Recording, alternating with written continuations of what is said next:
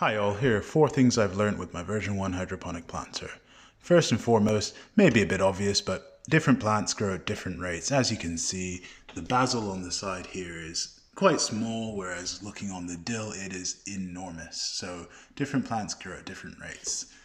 Second point, light is super important. I started using a artificial light and that really didn't work very well. I don't think it was powerful enough, so I've moved to a position where I now have loads of natural light, something like that, as you can see, and that's made these grow much better.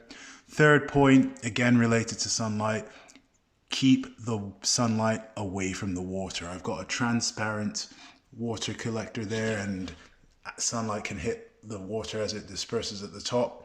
And as you can see, the water's gone green. This water has literally only been there for 2 days, 3 days maybe, and it's gross. So yeah, keep the sunlight away from the water and stop it from going green. And finally, as you can see, the 3D prints are porous, and as the water dries up, you get the leftover marks. I don't know if I can completely avoid that, but I'm pretty sure there are things I can do with the infill to make it a little bit more solid and less porous. So stay tuned for more info. Version 2 planter is up and running. Thanks again.